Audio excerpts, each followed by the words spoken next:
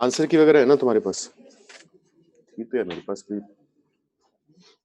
क्या इसका आंसर तो 0 आ जाएगा? हैज नो रूट्स क्या दिया हुआ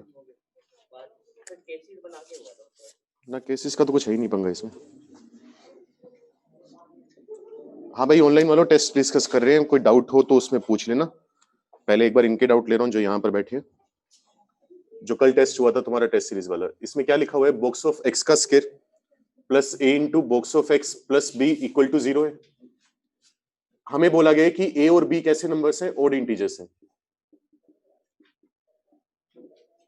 हमें नहीं पता इसके रूट्स आ रहे हैं नहीं आ रहे, हमने मान लिया अल्फा और बीटा आ रहे हैं। तो अल्फा प्लस बीटा जो होना चाहिए वो किसके बराबर होना चाहिए? माइनस ए के बराबर। अल्फा इंटू बीटा किसके बराबर होगा? बी के। अच्छा, यहां पर क्वाड्रेटिक जो है वो किसके अंदर है? बॉक्स ऑफ एक्स के अंदर है ना। हम जानते हैं बॉक्स ऑफ एक्स की वैल्यू हमेशा क्या होती है? इंटीजर होती है। तो यह बात जरूरी होगी कि अगर रूट्स आएंगे तो वो इंटीजर ही आने चाहिए। क्योंकि जैसे मैं तुम्हें एग्जांपल देता हूं छोटा सा, जैसे मान लो तुमने क्या करा, बॉक्स ऑफ एक्स को वाई मान लिया। अगर तुमने बॉक्स ऑफ एक्स को वाई माना, वहां से क्वाड्रेटिक बनेगी y square plus a y plus b equal to 0। मान लो सपोज करो इसके रूट्स आए हमारे पास -7 और या -7/2 और 4/3। ये रूट्स हमारे किसी काम के होंगे? किसी काम के नहीं होंगे, क्योंकि वैसे तो रूट आगे -7/2 4/3 दो, लेकिन ये वैल्यू किसकी होनी चाहिए? ग्रेटेस्ट इंटीजर एक्स की। और ग्रेटेस्ट इंटीजर एक्स हमेशा कैसी वैल्यू लेगा? इंटीजर वैल्यू लेगा। तो अगर इंटीजर वैल्यू लेनी थी तो 4/3 का कोई मतलब नहीं हुआ। एक्स की कितनी वैल्यू आएंगी? 0 वैल्यूज आएंगी। तो उसी के लिए हम यहां पर क्या बोलेंगे कि अल्फा और बीटा की वैल्यू क्या आनी चाहिए? इंटीजर आनी चाहिए। अगर इंटीजर नहीं आ रही तो दिक्कत आ जाएगी। तो सम ऑफ रूट्स माइनस से आया, अल्फा इंटू बीटा बी आया। अच्छा, यहां पर ये बताओ, ऐसा पॉसिबल है कि दोनों इंटीजर हो? Case 1, alpha and beta both are integers. ये बात पॉसिबल है या नहीं है?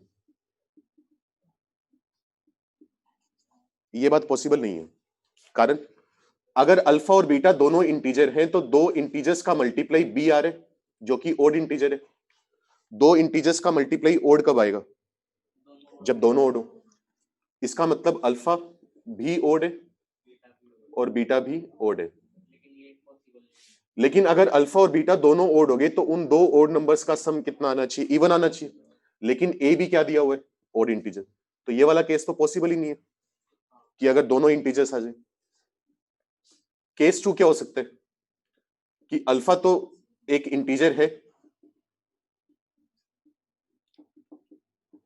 पर बीटा नहीं है। ये चीज पॉसिबल है। अगर अल्फा इंटीजर है, बीटा इंटीजर नहीं है, तो इन दोनों का सम इंटीजर नहीं आ पाएगा। तो ये भी पॉसिबल नहीं है। और अगर केस 3 हो भी गया कि दो नॉन इंटीजर्स आ जाए, जैसे ये वाला केस था, वो हमारे वैसी काम का नहीं है।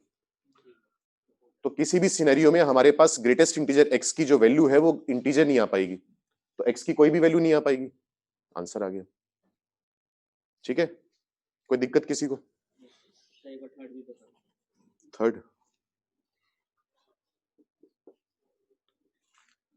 थर्ड में बोला हुआ है number of solutions of sine x plus cos x का greatest integer equal to 3 plus minus sine x का greatest integer minus cos x का ग्रेटेस्ट इंटीजर। और 0 से 2 पाई के बीच में सॉल्यूशन पूछे कितने आएंगे। तो पहले एक काम करते हैं, रेंज का काम करते हैं। तो जैसा कि मैं जानता हूं sign x plus cos x की रेंज क्या होती है? -2 से 2, -√2 से √2, √a² + b² वाला कंसेप्ट यूज करते हैं ना। तो ये कितना होगा? माइनस का 1.4 होगा, ये होगा प्लस का 1.4। तो इसका ग्रेटेस्ट इंटीजर क्या क्या वैल्यू ले सकता है? -2, -1, 0 और 1, ये वैल्यूज आ सकती। माइनस साइन एक्स का ग्रेटेस्ट इंटीजर क्या क्या वैल्यू ले सकते हैं? -1, 0 और 1। और इसका ग्रेटेस्ट इंटीजर क्या क्या वैल्यू ले सकते हैं? -1, 0 और 1। तो यहां पर तुम देखोगे कि इसकी मैक्सिमम वैल्यू 1 आ रही है। और यहां पर तुम देखोगे कि अगर मैं इसको -1 और -1 मिनिमम ले लूं, तब जाकर आरएचएस की वैल्यू 3 -1 1 आएगी। इसकी ज्यादा से ज्यादा वैल्यू 1 आ सकती है, इसकी कम से कम वैल्यू -1 आ सकती है। क्योंकि अगर मान लो तुमने 3 0 और 0 ले लिया तो कितनी आ जाएगी? 3 आ जाएगी। 3 0 और -1 लिया तो कितनी आएगी? 2 आएगी। तो तभी पॉसिबल हो पाएगा कि इसकी वैल्यू भी 1 आए और इसकी वैल्यू भी कितनी आए, 1 आए। उसके अलावा कोई पॉसिबिलिटी है नहीं। अब इनकी वैल्यू 1 आने के लिए क्या होना पड़ेगा, इनकी वैल्यू 1 आने के लिए sine x plus cos x की वैल्यू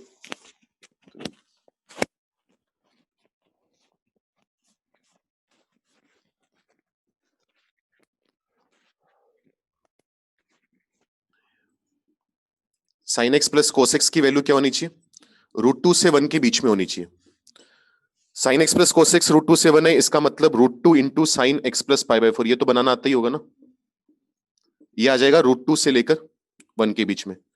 अगर डायरेक्ट लिखें तो x की वैल्यू कहां से कहां तक आएगी, x की वैल्यू आएगी π/4 से लेकर 3π/4 के बीच में।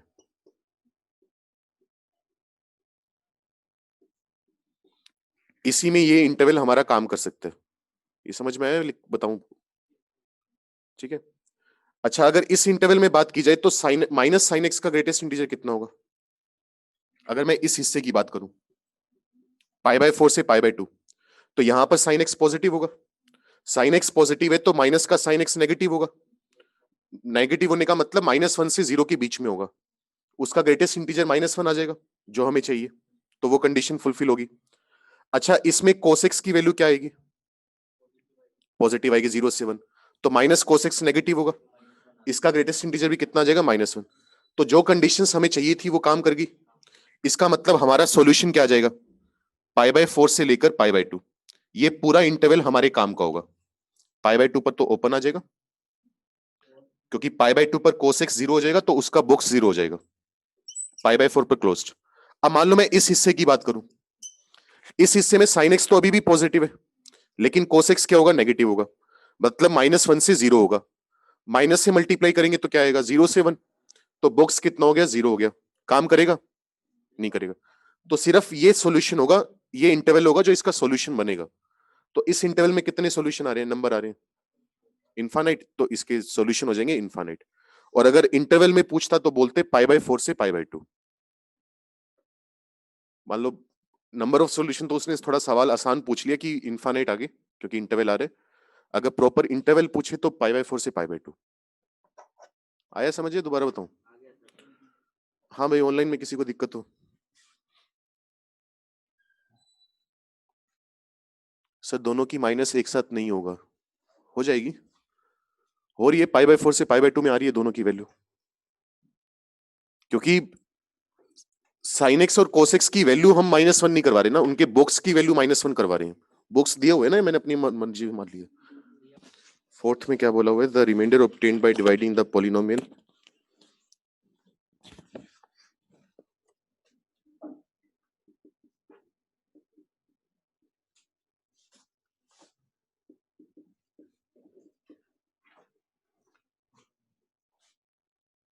अच्छा ये तो वैसे हो जाएगा, रिमाइंडर थ्योरम लगा लेंगे इसमें।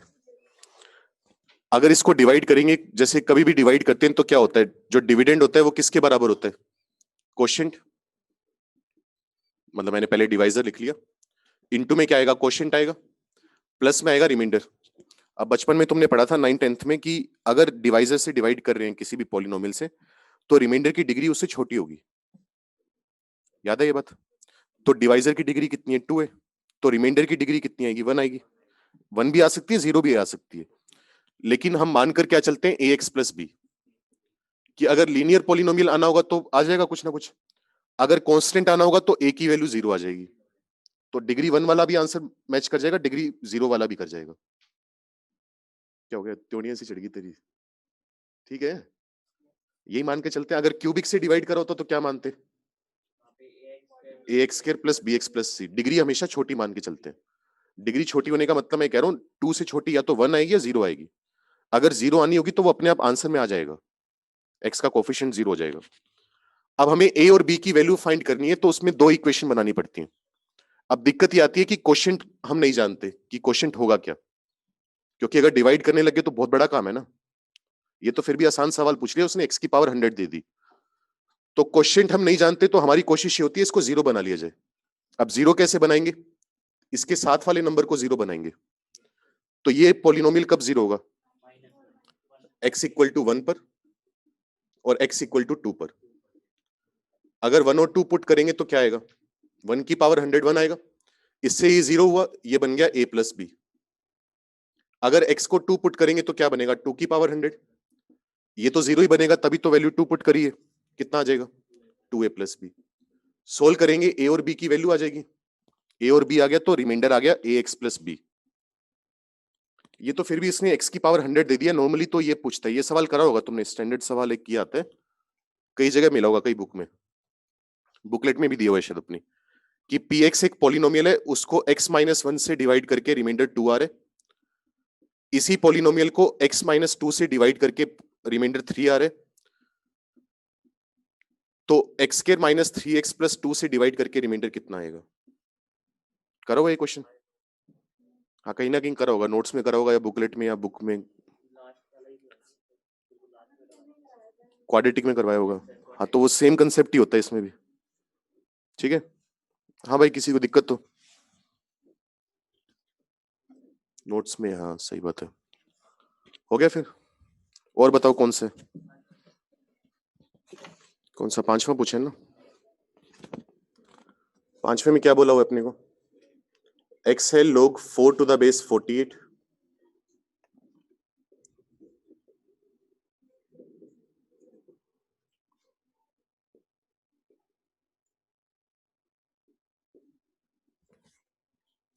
सिग्मा एक्स पी दिया हुआ है, सिग्मा एक्स वाई क्यू और एक्स वाई जेड आर दिया हुआ है। और ये पूछो है कौन सा किसके तो एक तरीका तो इसका क्या हो सकता है,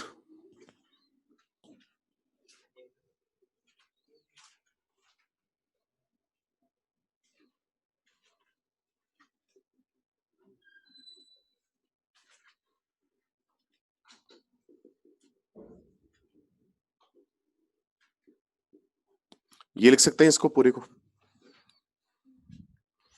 अगर इनको बेसिक प्राइम नंबर्स में तोड़ा जाए तो क्या बनेंगे, जैसे log 4 है, log 4 को क्या लिख सकते हैं अपने, 2 log 2 लिख सकते हैं, log 48 किस में कन्वर्ट होगा, 4 log 2 प्लस log 3।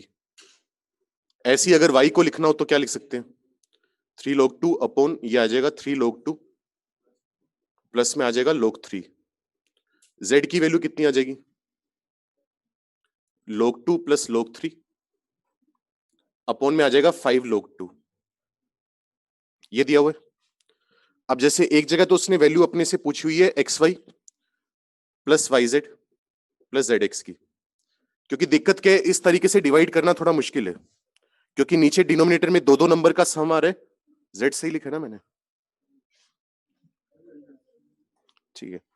तो बाकी जगह इन दोनों में जगह क्या आ रहा है, दो दो नंबर से डिवाइड सम आ रहा है दोनों का, तो इस तरीके से सोल्व करना तो मुश्किल हो जाएगा।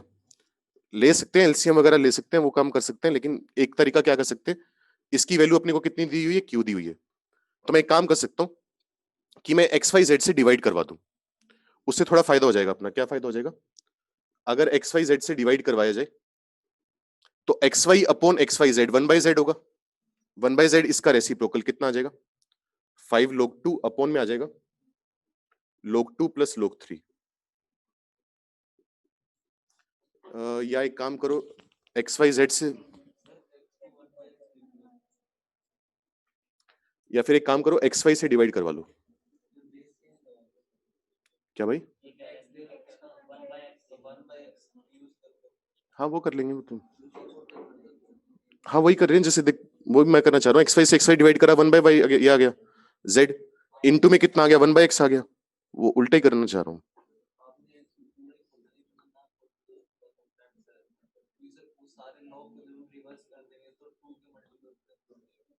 हाँ वैसे कर लो,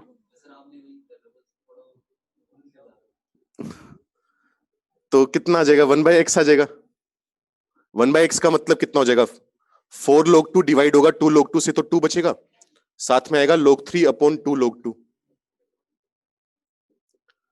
और यहां पर बनेगा z बनेगा, इनटू में आएगा 1/y, 1/y करोगे तो कितना आ जाएगा 1 plus log 3 upon 2 log 2, 3 log 2।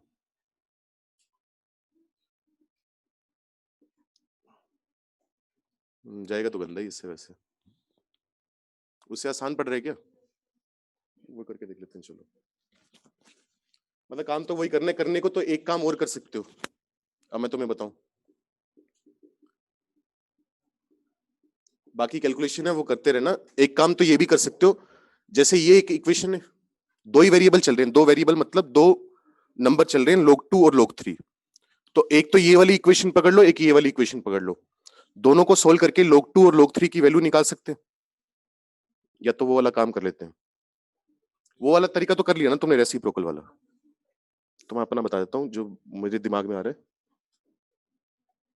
छोटा बड़ा देख लेना, हो सकता है तुम्हारे वाला छोटा पढ़ रहा हो, लेकिन तो log2 और log3 की वैल्यू निकाल सकते हैं, मैं ये कह रहा हूं।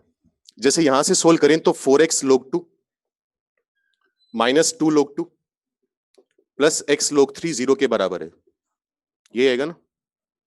तो यहां से log2 की वैल्यू कितनी आएगी? log2 की वैल्यू आ जाएगी x log3 upon 2 minus 4x, ये आएगी। ये वाली वैल्यू उठाकर यहां पर पुट कर सकते हैं। अगर ये वाली वैल्यू यहां पर पुट करोगे तो z कितना आ जाएगा? 1/5 प्लस log3 अपॉन log2, तो log3 तो है ही, और log2 की वैल्यू कितनी है? x log3, ऊपर आ जाएगा 2 माइनस 4x, कट गया। यहां से x और z में रिलेशन आ गई, उसी रिलेशन का यहां पर यूज कर लोगे log2 log3 का, तो x y z तीनों में रिलेशन आ जाएगी। फिर चेक कर लोगे कि कौन सा मैच कर रहे हैं। जहां पर तीनों का सम दिखे उसे p रख देना, दो दो का मल्टीप्लाई दिखे उसे q रख देना, और तीन का दिखे तो r रख देना। तो पता चल जाएगा जो भी दिया हुआ है कि p q प्लस r 1 के बराबर है या q प्लस 2r 1 के बराबर है। कर लोगे ना? या फिर जैसे इसमें हम कह रहे हैं कि उल्टा करके कर लेना, उससे भी आ जाएगा शायद। ठीक है, और बताओ।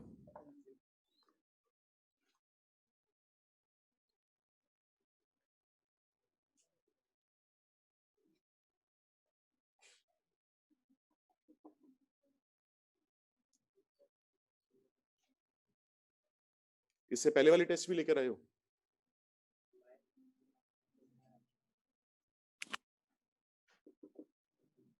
तो आईटीएफ का तो सवाल ही नहीं है अब तक इसमें। अच्छा, क्योंकि तुम कह तो रहे थे कि आईटीएफ है। तो क्या लिखा हुआ है? F of x plus y minus f of x minus y equal to 4xy, और एफ ऑफ 0 0 दिया हुआ है। इसको भाई करने के दो तरीके होते हैं तेरे पास, या तो सिंपल ऑब्जर्वेशन कर ले। सिंपल ऑब्जर्वेशन क्या हो जाएगी? उसमें तो हम ये जुगाड़ करते हैं क्योंकि आसानी से दिख रहा है हमें, नॉर्मली दिखता नहीं है जब वो साइन वगैरह में दे देते हैं, लेकिन यहां पर हमें दिख रहा है कि 4xy बनाया जा सकता है।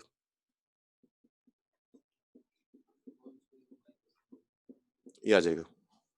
तो मुझे दिख रहा है क्या हो रहा है, f of x plus y आ रहा है, तो यहां पर एक्स प्लस वाई का स्क्वायर आ रहा है। F of x minus y आ रहा है, तो इसका स्क्वायर आ रहा है। तो क्या हो जाएगा? F of x plus y की वैल्यू एक्स प्लस वाई का स्क्वायर आ जाएगी। लेकिन यहां पर एक गड़बड़ भी आ सकती है। क्या हो सकता है कि साथ में कुछ कांस्टेंट नंबर हो? देख, जैसे मैं ये कह रहा हूं, अगर f of x plus y अगर इसके बराबर होता, सपोज कर, तो दिक्कत आ जाती, क्योंकि f of x minus y में भी यहां पर एक्स माइनस वाई आता।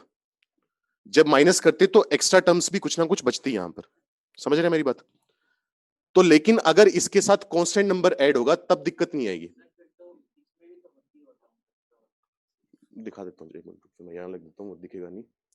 मैं कह रहा हूं अगर f of x plus y ये होता एक्स प्लस वाई का होल स्क्वायर माइनस, एग्जाम्पल के तौर पर ले रहा हूं 3 इंटू एक्स प्लस वाई, तो f of x minus y कितना होता?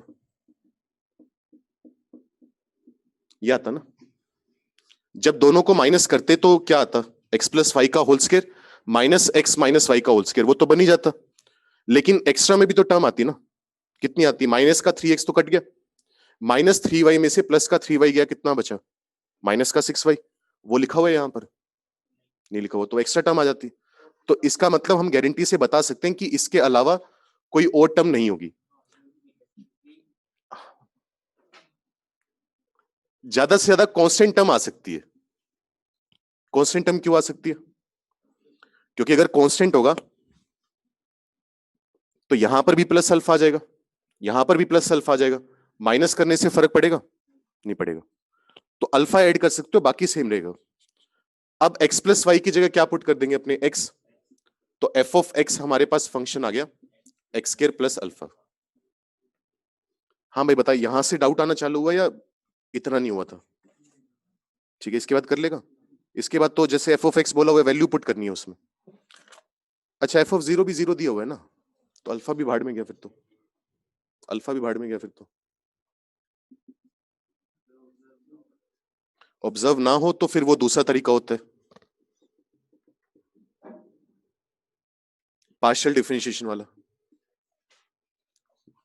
पार्शियल डिफरेंशिएशन करते हैं अपने, क्या करते थे उसमें याद करो। या तो एक्स में पार्शियल डिफरेंशिएशन कर लो या वाई में कर लो, वो ऐसा नहीं है कि श्योर श्योर तरीका है कि हो ही जाएगा, लेकिन नॉर्मली ऐसे सवालों को वैसे ही करते हैं। तो अगर वाई के रिस्पेक्ट में करें तो क्या आएगा, या एक्स के रिस्पेक्ट में करें, किसके?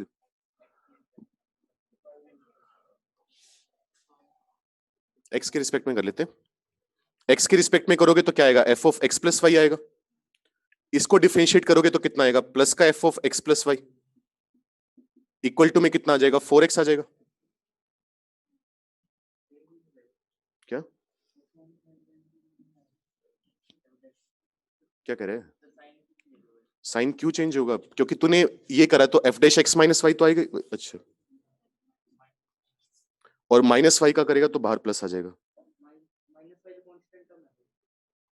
अरे वाई के रिस्पेक्ट में करा है मैंने, तभी तो 4x आया ना। Partial differentiation with respect to x, तो माइनस वाई का भी करना पड़ेगा, उसका डिफरेंशिएशन -1, बाहर वाले माइनस से मल्टीप्लाई होकर प्लस आ गया। अच्छा, वाई के साथ वाई का डिफरेंशिएशन करेंगे 1 आएगा, इंटू कॉन्स्टेंट 4x मल्टीप्लाई है तो 4x आ गया, ये बन गया। अब यहां पर y की वैल्यू कितनी पुट कर सकते हैं अपने, 0। अगर मैं y की वैल्यू 0 पुट कर दूं तो क्या बन जाएगा, 2 into f dash x equal to 4x बनेगा। एफ डैश एक्स की वैल्यू कितनी आ जाएगी, 2x। अगर इंटीग्रेट करेंगे तो एफ एक्स की वैल्यू आ जाएगी एक्स स्क्वायर प्लस सी, दोबारा एफ ऑफ 0 0 तो सी 0 आ जाएगा। ये भी एक तरीका हो सकता है। तो अगर फंक्शनल इक्वेशन दी हो जिसमें दो वेरिएबल हो एक्स और वाई, तो नॉर्मली काम कर जाता है, लेकिन ऐसा नहीं है कि हमेशा करेगा। ठीक है, एक और उसमें नहीं करता, क्योंकि उसमें एक ही वेरिएबल है, तो तू जिसके रिस्पेक्ट में डिफरेंशिएट कर रहा है उसी में डिफरेंशियल इक्वेशन बनेगी। इसका तो फायदा ये होता है ना कि जिसके रिस्पेक्ट में डिफरेंशिएट करते हैं उसी की वैल्यू 0 1 2 पुट कर देते हैं। उसमें तो करना पड़ेगा, उसमें मजबूरी है जीवन की, उसमें तो करना ही पड़ेगा उसमें, क्योंकि इसमें तो वो होता है ना, असल में पार्शियल डिफरेंशिएशन करते क्यों है, क्योंकि फर्स्ट प्रिंसिपल लग जाता है अपने पास, ये वाला F of x plus H वाला। तो वो भी एक तरीका होता है, लेकिन वो लगाना मुश्किल होता है, नॉर्मली दिखता कम है वो। तो अब वहां पर अगर एक ही वेरिएबल आ रहा है तो हमें एक्स भी चाहिए एच भी चाहिए, और एच को 0 को टेंड करवाएगा तभी तो डिफरेंशिएशन बनेगा। तो अगर है ही एक वेरिएबल एक्स, उसको तू 0 को टेंड करवा देगा तो तू बेसिकली एफ डैश 0 निकाल रहा है और कुछ नहीं कर रहा तू, और प्रॉपर तरीके से देखा जाए तो वो भी नहीं निकाल रहा। चल वो तो मान लिया, फिर भी निकाल रहा है, चल एफ ऑफ 0 प्लस एच आ जाएगा, लेकिन 0 पर डिफरेंशिएशन मान ले निकाल भी लिया, 2 आ गया, इससे फायदा क्या हुआ? अब 0 पर डिफरेंशिएशन 2 तो 2 साइन एक्स का भी आ सकता है।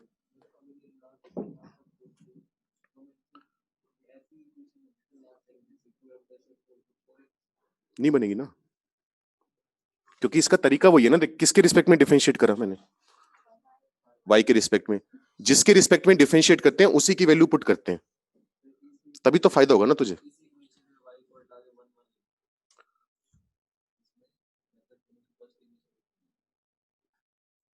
मतलब तो ये कह रहा है कि एफ ऑफ एक्स प्लस 1 आ जाए। अब तूने एक्स के रिस्पेक्ट में डिफरेंशिएट चालू करा,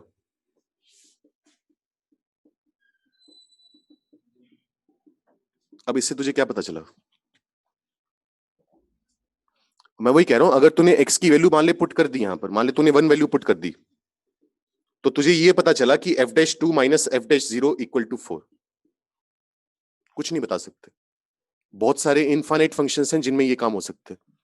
अगर मान ले तेरे पास ये भी आ गया कि एफ डैश 0 7 2 के बराबर है, तो अगर फंक्शन 2 साइन एक्स हुआ उसका डिफरेंशिएशन भी 0 पर 2 आता है। तो बहुत सारी पॉसिबिलिटीज हैं वो तो। हाँ भाई, समझ में आया क्या किया? सूर्य कह रहे सर ये अल्फा वाला समझना, सर इसमें एक्स को माइनस वाई से रिप्लेस कर सकते हैं, कर लो, हाँ वो कर लो अगर हो रहा है तो। x को माइनस वाई से रिप्लेस करोगे तो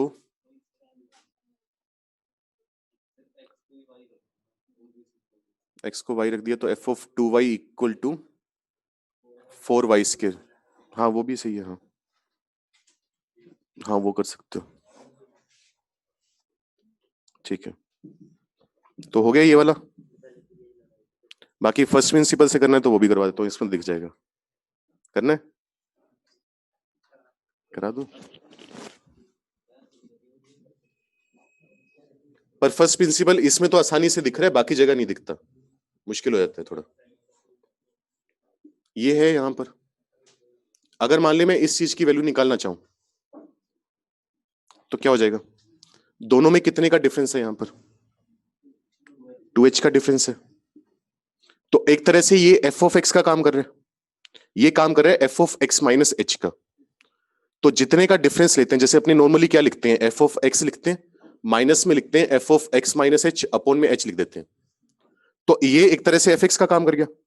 इसमें से tending to zero number minus करना होता है, वो मैंने कितना माइनस कर दिया? 2h माइनस कर दिया।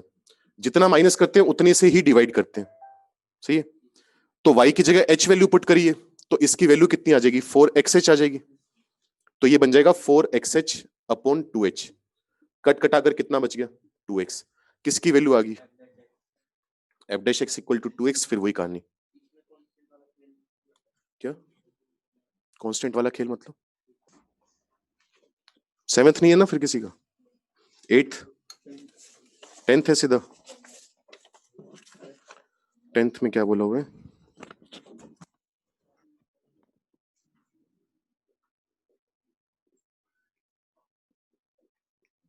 मोड ए लेस देन मोड बी है if a and b are roots of the equation x square minus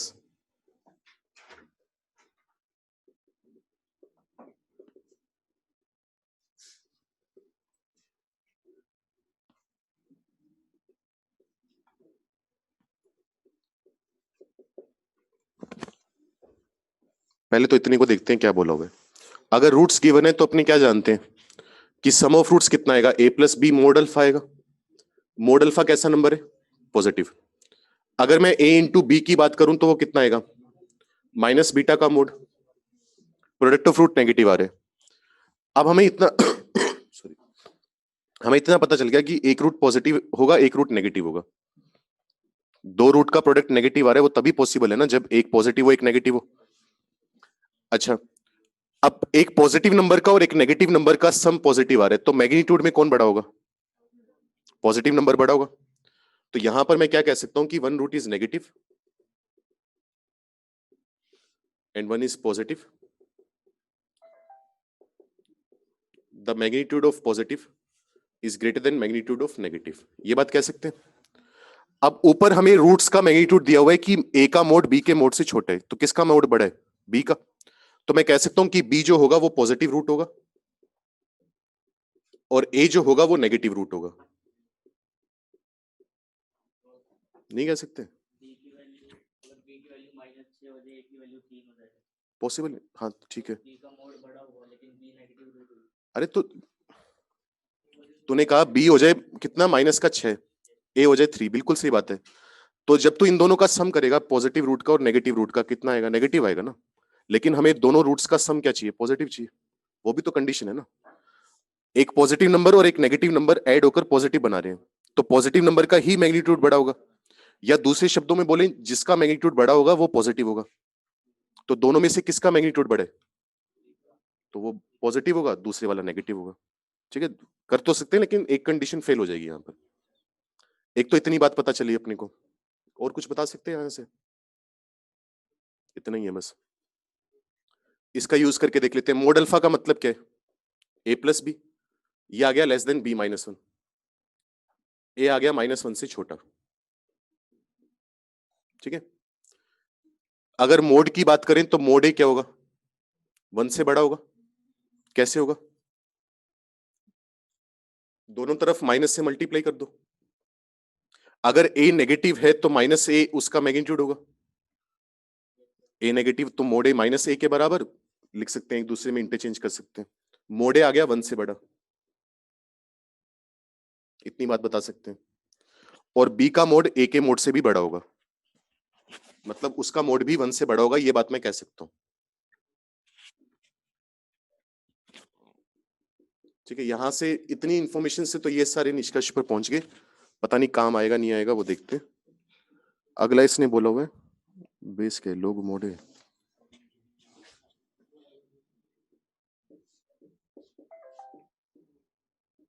कितना दिया हुआ है?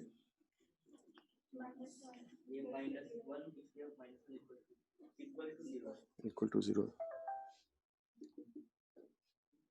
तो यहां से हम क्या बता सकते हैं कि x square upon b equal to mod a आ जाएगा। ठीक है, ठीक है, देख तो लो, मैं तो गलत लिख रहा हूँ, एक्स अपॉन बी का होल स्क्वायर है। ठीक कैसे है? क्या लिखा गलत आपने? मैं बी स्क्वायर मोड ए आ गया, तो एक्स की वैल्यू आ गई plus minus b root mod a. अब वो पूछ रहे कि रूट कहां से कहां तक के बीच में लाई करेगा। तो अगर मैं नंबर लाइन पर प्लॉट करूं होगा क्या, मान लो यहां पर 0 है, यहां कहीं बी होगा और इससे थोड़ा सा पास में ए होगा, क्योंकि बी का मैग्नीट्यूड बढ़े तो बी दूर होगा, ए पास में होगा। अब दोनों का मैग्नीट्यूड 1 से बढ़े तो बी 1 से बड़ा नंबर था, ए का मैग्नीट्यूड 1 से बढ़े तो इसका जो रूट आएगा वो भी 1 से बड़ा आएगा। दो 1 से बड़े नंबर को मल्टीप्लाई करोगे तो और बड़ा नंबर होगा, छोटा होगा नंबर, और बड़ा नंबर आएगा, और बड़ा नंबर आएगा, मतलब वो जो पॉइंट आएगा वो इसके बाद आएगा, यहां पर आएगा कहीं, तो एक रूट तो आएगा यहां पर। जब माइनस से मल्टीप्लाई करेंगे तो उतनी ही दूर यहां पर मिलेगा। अच्छा बी, तो यहां पर माइनस बी होगा, इसके बाद होगा बस। अगर यहां पर 0 है तो यहां पर बी, यहां माइनस बी, एक रूट बी के इस तरफ आएगा, एक रूट माइनस बी के इस तरफ आएगा, क्योंकि दो 1 से बड़े नंबर मल्टीप्लाई करें। अगर यही यहां पर हमारे पास ये आता कि मोड ए 1 से छोटा है, मान लो मोड ए हो गया 0.4 हो गया या 0.04 हो गया, तो उसका रूट कितना होता? 0.02 होता, 0.2 होता। अगर बी को 0.2 से मल्टीप्लाई करते तो छोटा नंबर हो जाता, लेकिन 1 से बड़ा है इस वजह से और बड़ा हो गया वो, तो पॉजिटिव में भी और ज्यादा दूर मिलेगा, नेगेटिव में भी और ज्यादा दूर मिलेगा। अब हमें बताना है किस इंटरवल में रूट लाई करेगा। तो पहला ऑप्शन है at least one root lying in the interval minus infinity to a, सही बात है, तो ए से छोटा एक रूट आ रहा है। At least one root lying in b to infinity, वो भी सही है। एटलीस्ट वन नेगेटिव रूट सही है, एटलीस्ट वन पॉजिटिव रूट सही है, तो ए बी सी डी आ जाएगा। क्या दिया हुआ है? तो ऊपर भी तो एटलीस्ट ही बोला हुआ है, फिर अगर एटलीस्ट वर्ड पर ही अगर ज्यादा जोर देना है तो फिर तो चारों ऑप्शन गलत है। सीओडी तो होनी चाहिए यार, ए और बी, और अगर ए नेगेटिव है तो चेक कर लो यार एक बार, ए भी दिया हुआ ना। हाँ वही तो मैं कर रहा हूँ, तो मैं कह ही रहा हूँ, अगर कुछ ना पता हो सीडी तो पता चल ही रहा है। सीडी तो अगर ये सारी कहानी ना भी करते तो सीडी तो यहीं से पता चल रहा है कि x square equal to positive number, तो एक पॉजिटिव रूट आएगा एक नेगेटिव रूट आएगा। सॉल्यूशन में क्या दिया हुआ है? इसने बोला तो नहीं ना एक्स पॉजिटिव है, नहीं कहीं इसने बोल दिया हो ना कि एक्स पॉजिटिव ऐसा कुछ। भाई आंसर चेंज करवा लेना, एबीसीडी चारों आएंगे। आशीमा तूने जो लिखा है ना कि जैसे उसमें मैंने ये करा है कि एक आया है अपना -1 से छोटा, मैंने दोनों तरफ माइनस से मल्टीप्लाई कर दिया, तो इनइक्वालिटी रिवर्स हो जाएगी। अगर ए एक नेगेटिव नंबर है तो मोड ए कितना आएगा? -a आएगा, क्योंकि मोड के अंदर नेगेटिव नंबर हो तो मोड खोलते वक्त माइनस से मल्टीप्लाई कर देते हैं, तो मोड ए और -a एक ही बात होगी, तो -a की जगह मोड ए लिख सकते हैं। तो यहां से हमें पता चला कि मोड ए 1 से बड़ा है और बी का मोड ए के मोड से भी बड़ा है, तो अगर ये 1 से बड़ा है तो बी का मोड भी 1 से बड़ा आएगा, इसलिए हम ये बातें बोल पाए। ठीक है, ठीक है, आंसर चेंज करवा लेना। नंबर बढ़ रहे हैं किसी के, कम हो रहे हैं इससे?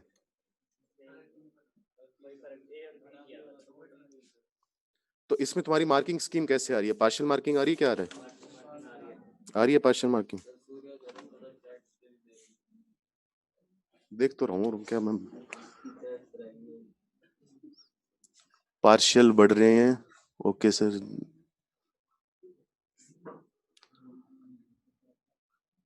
हाँ सूर्य तो नहीं, यही तो बोला एक्स को -y से रिप्लेस कर सकते हैं, बोल तो दिया मैंने कर सकते हैं। हाँ हाँ वो तो कोई दिक्कत है नहीं। और 1 भी नहीं हो रहा, क्योंकि मोडे हमने निकाल ही लिया कि 1 से बड़ा ही आ रहा है। तो छोड़ो फिर, ये आंसर चेंज करवा लेना इसका जो भी है। 7th पूछा है कुछ लोगों ने, 7th डिस्कस कर लेते हैं।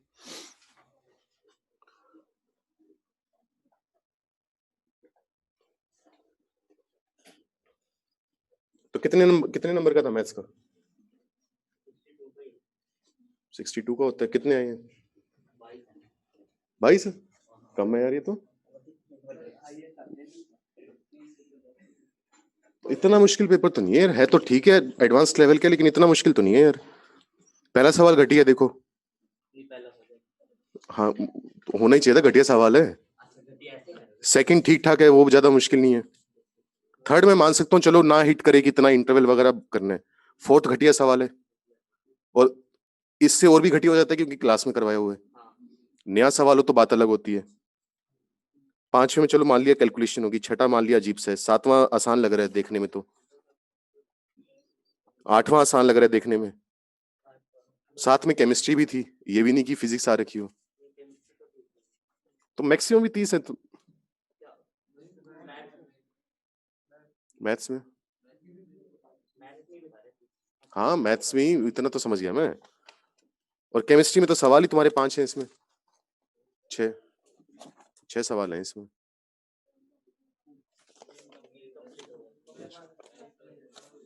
तीस तो कम है यार, और वो भी हाईएस्ट 30 है। तो लोएस्ट कितने हैं?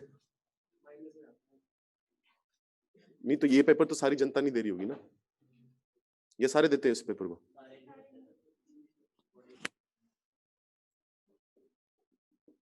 चालीस तो क्रॉस करो यार, इतना क्या स्पीड की दिक्कत आ जाती है? क्या दिक्कत आ जाती है?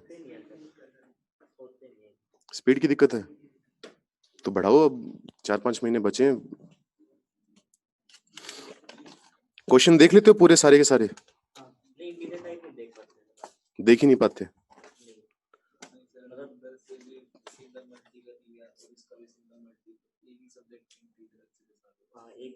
नहीं तो ढूंढ ढूंढ के नहीं करते क्या तुम सवाल? पहला आ गया तो पहले ही करना है।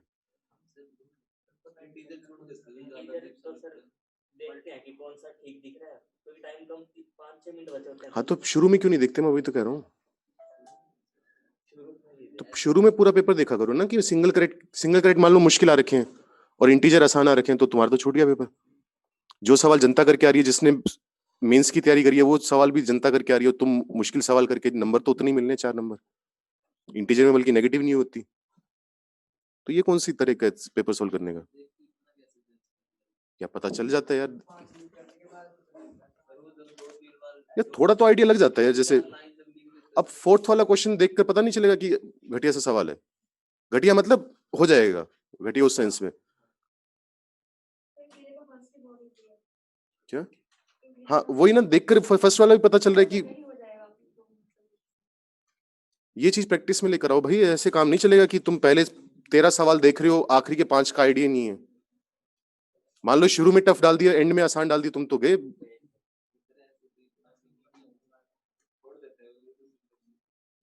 कभी कभी नहीं ना यार, ये तो पेपर सोल्व करना नहीं आता तुम लोगों को तो यार। अच्छा तो और उठाते कौन सा हो सब्जेक्ट पहले?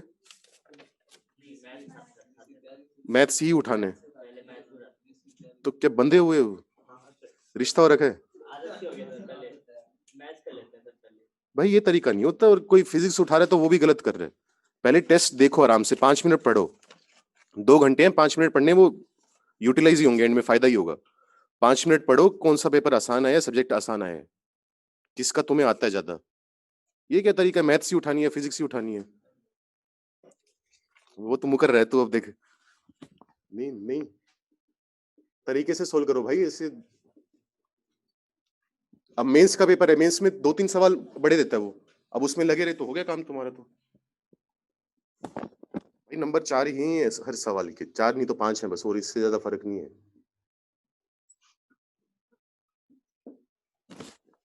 चलो इसकी बात करते हैं, क्या होगा। कोई एक्स दिया हुआ है कहां से कहां तक, R to R। देखो इतना तो मैं कह ही सकता हूं कि मैनी वन फंक्शन है। क्यों है मैनी वन फंक्शन? डायरेक्ट बोल सकते हैं बिना सोल्व करे? कैसे बोल सकते हैं?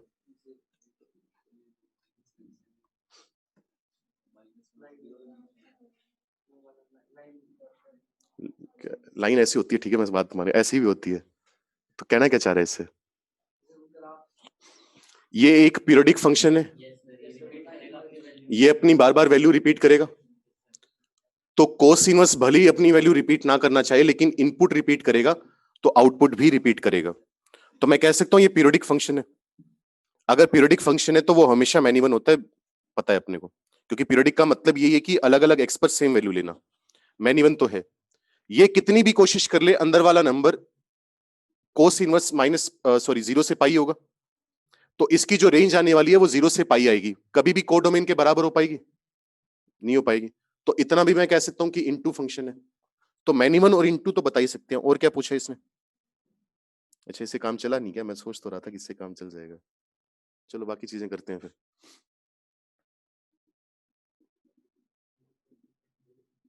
माइनस एक्स का फ्रैक्शनल पार्ट कितना होगा? या सिंपल इस तरीके से कर लो, एक्स की वैल्यू मान लो 0 से लेकर 1 तक जा रही है, पीरियोडिक होगा, 0 से 1 जैसा ग्राफ आएगा वैसा ही बाद में आएगा। अच्छा, 0 पर वैल्यू कितनी है इसकी? अगर एक्स 0 है तो माइनस 0 का फ्रैक्शनल पार्ट कितना आएगा? 0 आएगा। कोस इनवर्स 0 कितना होगा? 1 होगा।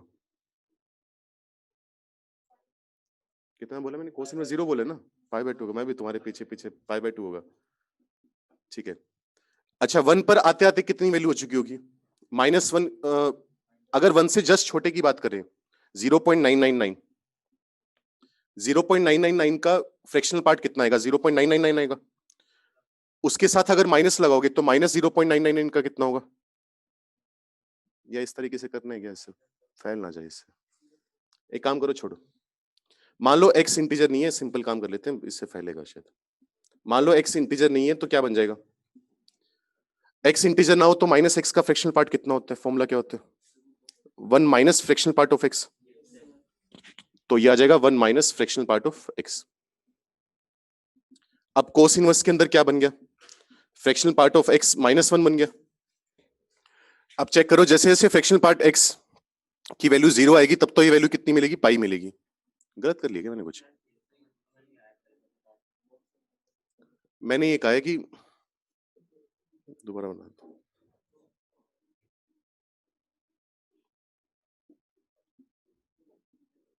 यहां पर 0 आया, यहां पर बना है, पहले तो 0 पर वैल्यू निकाल लेते हैं। अगर 0 पर वैल्यू निकालें तो -0 0 होगा, उसका फ्रैक्शनल पार्ट 0, कोस इनवर्स 0 आ गया अपने पास, π/2। अगर 1 पर वैल्यू निकालेंगे, एग्जैक्ट 1 पर, तब भी वैल्यू कितनी आएगी? π/2 आएगी, ठीक है। एग्जैक्ट 1 का फ्रैक्शनल पार्ट 0 होगा ना,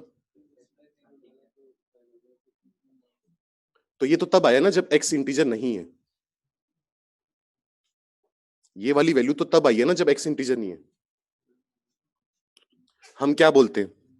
हम ये बोलते हैं कि अगर x इंटीजर है तो fractional part of -x equal to होगा fractional part of x equal to होगा 0। अगर x इंटीजर नहीं है तब हम ये फॉर्मूला यूज करते हैं कि fractional part of -x equal to 1 minus fractional part of x। तो ये जो मैंने रिजल्ट लिखा है तब आया है जब x इंटीजर नहीं है। तो अगर मैं 0 पुट कर रहा हूं तो इसका मतलब तो इंटीजर पुट कर रहा हूं ना, तो वो तो गलत हो जाएगा। अब मान लो 0.001 पुट करें तो 0.001 -1 कितना होगा?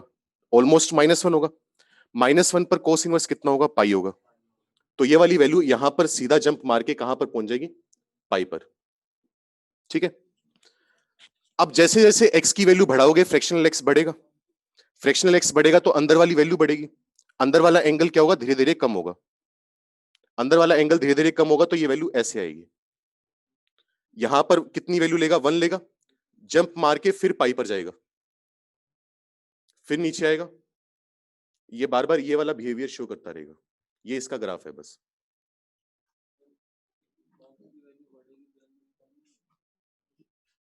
बॉक्स की वैल्यू, फ्रैक्शनल पार्ट x बढ़ेगा, फ्रैक्शनल पार्ट x बढ़ेगा तो -1 करेंगे तब ओवरऑल नंबर बढ़ेगा।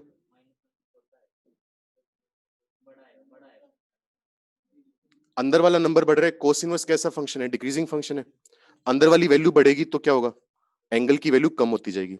तो पाई से चालू होकर वो कहां पर आएगा? π/2 पर आ जाएगा, क्योंकि x जब 1 पुट करेंगे तो cos इनवर्स 0 पाई बाय 2 होगा, फिर जंप मार के पाई पर पहुंचेगा, फिर पाई बाय 2 पर आएगा, फिर जंप मार के पाई पर पहुंचेगा, पाई बाय 2 पर आएगा। तो मैनी वन इनटू की बात तो हो ही चुकी है। सेकंड में वो कह रहा है कि range of f contains two prime numbers. f की रेंज क्या आ रही है? f की रेंज आ रही है क्लोज्ड पाई बाय 2 से लेकर ओपन पाई, इनके बीच में ही घूम रहा है ना वो। तो क्लोज्ड पाई बाय 2 से लेकर पाई के बीच में कौन कौन से प्राइम नंबर आएंगे? 2 आएगा, 3 आएगा, तो 2 प्राइम नंबर आ रहे हैं। इसका मतलब बी पार्ट भी सही है। अच्छा, सी का मतलब क्या है? f इज अपीरियोडिक, गलत बात बोल रहे हैं। और डी का मतलब है graph of f does not lie below x axis, ये भी सही है। चेक कर लो क्या दिया हुआ है। ठीक है, बस कोई दिक्कत है किसी को? एक बार बता दो कौन से क्वेश्चन डिस्कस हो गए हैं। तो खुशी का क्लास पहले ज्वाइन करा करना, 11:45 का टाइम है तो।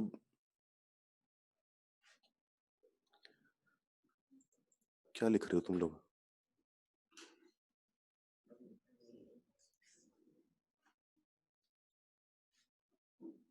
1 to 7 सारे हो गए और 10th हो गया।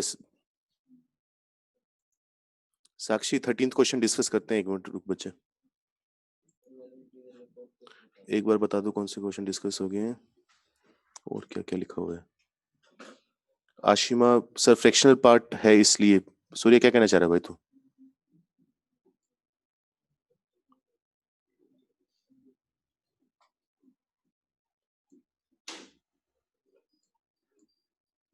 ठीक है, जो भी। चलो 7 तक तो हो गया। 8 हुआ था नहीं हुआ था? 8 का भी आंसर गलत दिया हुआ है, बी और डी आएगा। ए और डी दिया हुआ है ना, बी और डी आएगा। 9th है डाउट किसी का? कौन सा है इसके बाद? 11th है।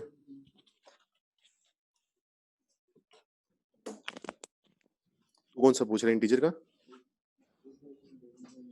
अब ये क्वेश्चन उठाने वाला था, ये पहले ही शिफ्ट में उठाने वाला सवाल था। ये थोड़ा सा इधर उधर करना था, बाकी ठीक था, ज्यादा सोल्व करने की दिक्कत नहीं थी इसमें। 11th पूछा ना तुम लोगों ने? 11th में क्या है? इक्वेशन दी हुई है x माइनस log 3,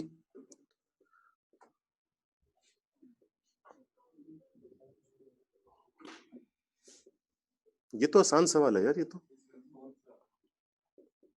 इसमें तो बस ये देखना है कि कौन बड़ा है कौन छोटा है।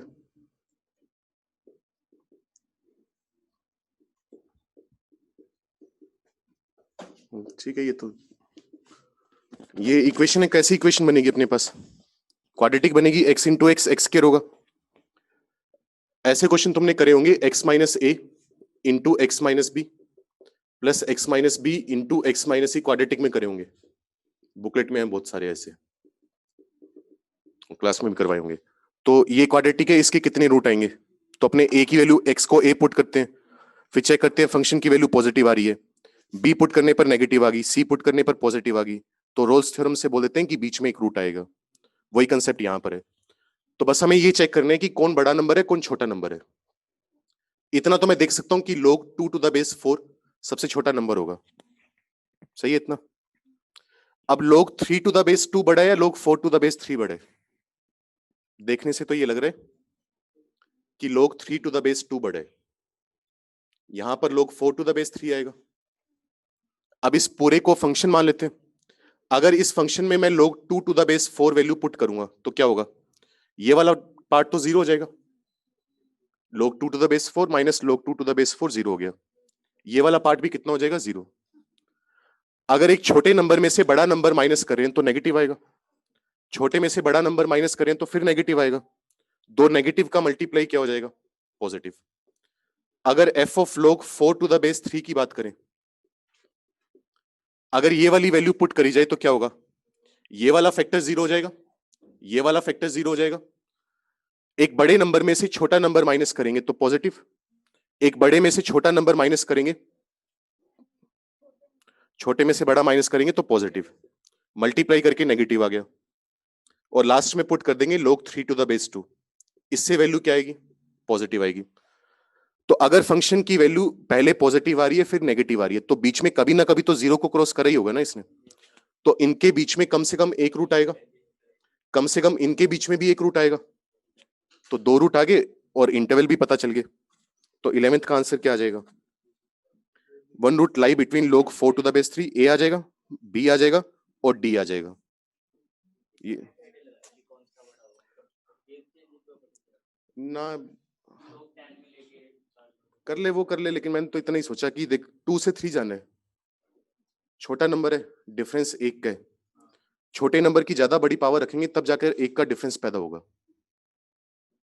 जैसे कुछ नहीं, जुगाड़ सा लगा, मैं क्या बताऊं तुझे इसमें। जैसे अभी समझाऊं कैसे यार ये चीज में। जैसे मुझे देख 2 की पावर 1 मुझे पता है 2 होता है, लेकिन मुझे 2 से 3 तक जाना है। अब मुझे पता है 3 की पावर 1 कितना होता है? 3 होता है। 3 से कहां तक जाना है? 4 तक। तो +1 करना है। अब छोटे नंबर की बड़ी पावर रखेंगे तब जाकर 1 का डिफरेंस पैदा होगा, और बड़े नंबर की थोड़ी छोटी पावर रखेंगे तब जाकर 1 से बड़ा। समझ गया भावना है? ठीक है,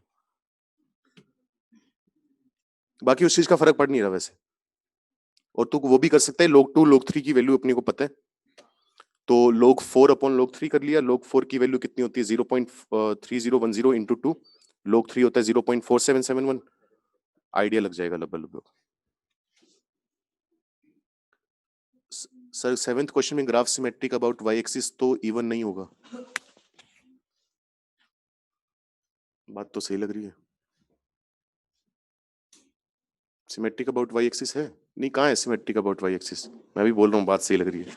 अगर सिमेट्रिक अबाउट y एक्सिस होता तो इसका ग्राफ ऐसा होता, ऐसा होता। ये पीरियोडिक है, सिमेट्रिक नहीं है। मतलब वो ये था ना कि इस तरफ जैसा है उस तरफ वैसा ही हो, इमेज हो। तो इमेज है नहीं, इवन फंक्शन होगा नहीं। n has total 105 factors including 1 and n. If n is divisible by 1000, then total number of odd factors of n lying between 1 and n can be। अजीब सा है, मतलब तुक्के मारने हैं इसमें बहुत सारे।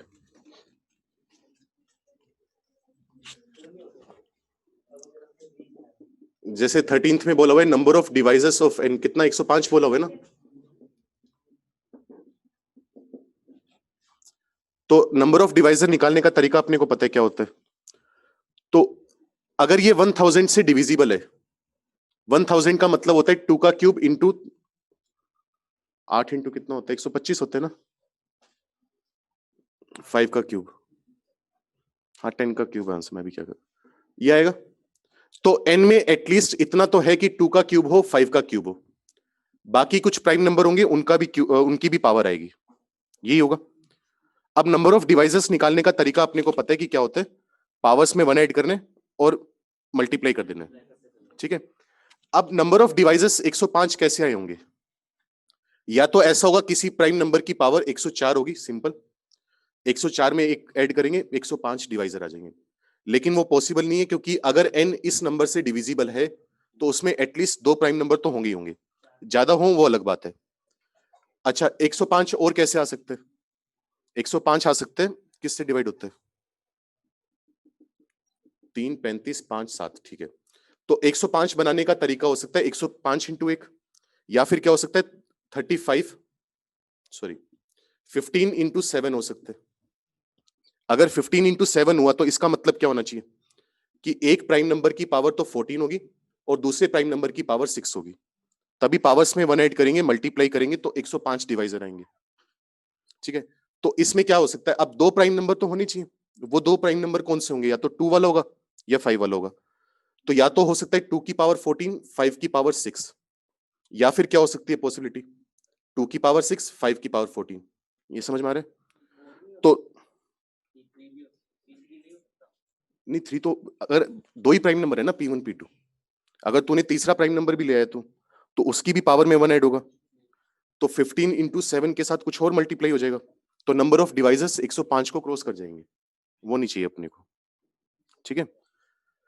तो अगर ये हुआ, इसके कितने और डिवाइजर हैं? निकाल सकते हैं, आते हैं निकालने, कितने होंगे?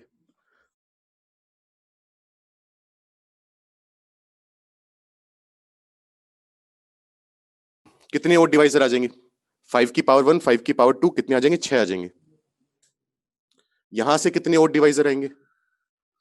यहां से आएंगे 14, ठीक है। या फिर ये चीज कैसे मिल सकती है 105 वाली, और डिवाइजर ऐसे 2 की पावर को इग्नोर कर देना है। जैसे मान ले अगर ये नंबर है 2 की पावर 7, 3 की पावर 5, 4 की पावर 2, नहीं 5 की पावर 3, तो कुछ नहीं करना है, इसको इग्नोर मार दे। 3 की पावर में 1 ऐड कर 6 आएगा, 5 की पावर में 1 ऐड कर 4 आएगा। कितने ओड डिवाइजर आ गए? 24 आ गए। लेकिन जब ये ओड डिवाइजर निकालें तो उसमें 1 भी काउंट हो गया, 1 भी आ गया ना, 1 भी ओड डिवाइजर होता है। तो 1 बिटवीन 1 एंड लिखा है तो 1 नहीं लेना, तो इसलिए -1 कर दिया। 105 और कैसे बन सकता है अपने पास? 105 बन सकता है 35 इंटू 2 से बन सकता, 35 इंटू 3 से बन सकता है। इसका मतलब एक प्राइम नंबर की पावर तो 34 होनी चाहिए, दूसरे प्राइम नंबर की पावर 2 होनी चाहिए, तभी +1 करके मल्टीप्लाई करेंगे तो 105 आएगा। लेकिन ये पॉसिबल नहीं है। क्यों नहीं पॉसिबल? क्योंकि दोनों प्राइम नंबर की कम से कम 3 तो आनी चाहिए, तो ये भी गायब हो गया। और क्या आ सकता है? 105 आ सकता है 21 इंटू 7, नहीं 21 इंटू 5, ये आ सकता है। मतलब एक प्राइम नंबर की पावर 20 आ जाए, दूसरे प्राइम नंबर की पावर 5 आ जाए, ठीक है।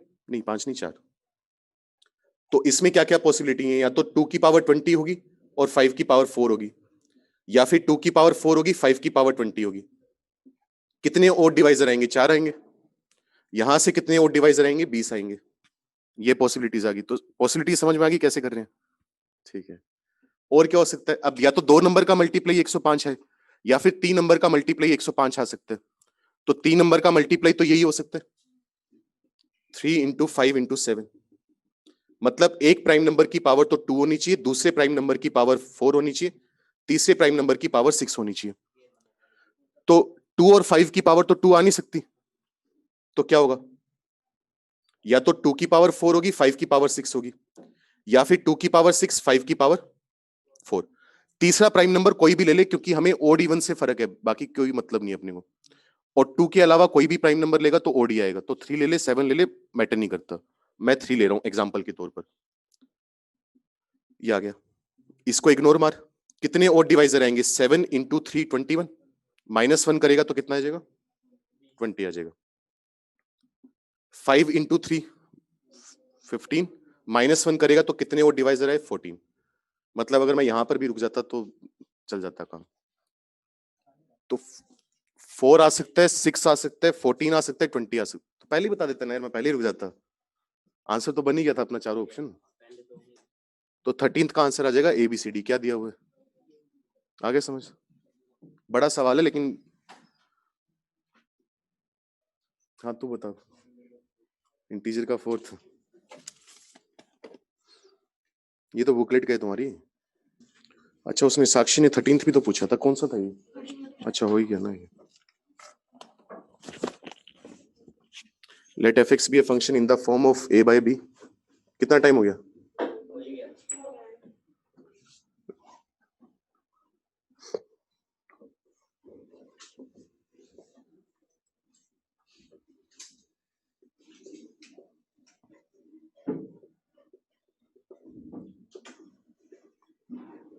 एक ही सवाल है कि पूरा ये?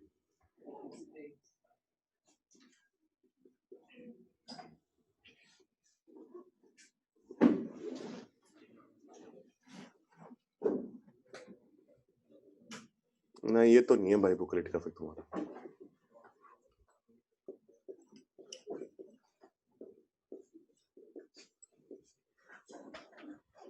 तो इसमें दिक्कत कही, मैं मतलब वो वाला हिस्सा कह रहा हूँ वो बुकलेट का है, ये वाला पार्ट सोल्व नहीं, वो बाकी हो जाएगा। तो इसमें तो तरीका ये होता है, अगर मुझे सही याद आ रहा है तो सबसे पहले x की वैल्यू पुट करते हैं, x माइनस 1/x। उससे फायदा क्या होगा? f of x minus 1/x तो आ ही जाएगा। क्या हो जाएगा? हाँ याद आ गया ना। नहीं अब 2 में काम नहीं चलता, ये वो वाला सवाल नहीं है अगर मुझे सही याद है तो, क्योंकि ये तो बन गया, ये वाला अब कुछ नया बनता है, फिर एक बार फिर करना पड़ता है। अगर मुझे सही याद आ रहा है तो हो सकता है सवाल अलग हो, क्योंकि तू यहां पर पुट करेगा तो क्या आएगा? x की जगह x माइनस 1/x आएगा, -1 अपॉन x माइनस 1/x। ऊपर क्या बन गया? माइनस ये आ गया माइनस का 1/x-1 आ गया, अगर मेरी कैलकुलेशन सही है तो माइनस का 1/x-1 आ गया। उधर उधर क्या बना,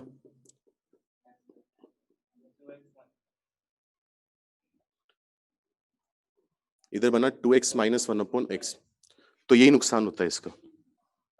अब एक तो बन गया, अब एक बार और क्या, नहीं अब तू माइनस कर सकता है फिलहाल, लेकिन उससे भी कुछ खास फायदा नहीं होगा। अब तुझे एक बार और रिप्लेसमेंट करनी पड़ेगी। हाँ हटा देंगे, लेकिन तब भी दिक्कत तो वही आ गई ना। हाँ इसमें दोबारा पुट, वो तो एक ही बात है ना, वो तो बाद में माइनस कर लेंगे अपने।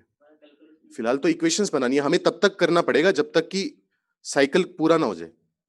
जैसे नॉर्मली क्या होता है, जैसे मान ले कि x से 2x पर पहुंचे, 2x से 4x पर पहुंचे और फिर 4x से x पर आ गए, तो साइकिल पूरा हो जाता है। तो तू मैन्युपुलेट करके किसी को प्लस से मल्टीप्लाई करके, किसको माइनस से मल्टीप्लाई करके, तो बाकी सबको गायब कर देगा और 2 नंबर में इक्वेशन निकाल लेगा। तो तब तक करना है वो, चाहे पहले माइनस करके पुट कर दे, चाहे पहले पुट कर दे। तो एक बार और करना पड़ेगा।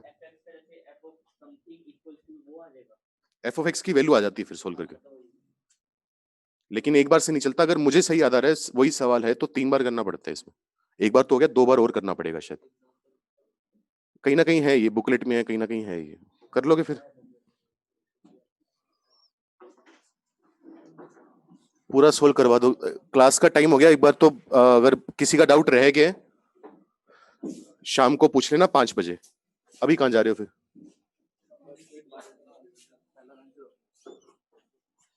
और भाई जो ऑनलाइन हो, या तो तुम 1 मिनट रुको, या तो तुम भी ऑनलाइन लगा लिया करो, फिर पेन टेप पर ले लिया करूंगा मैं, या फिर सारे ऑफलाइन लगा लो। सारे हो कितने, 20-25 तो आते हो, और कितने, बाकी तो त्याग चुके हैं सारा कुछ। तू कहाँ से ले आएगा, ऐसे नहीं गली से उठा के लेके आ रहा है, शाम को मिड डे मील खिलाऊंगा और तुम्हें वो, जा चलो। कहाँ से लेकर आएगा वैसे? हाँ भाई, ऑनलाइन वालों हो गए ना तुम्हारे क्लियर वैसे?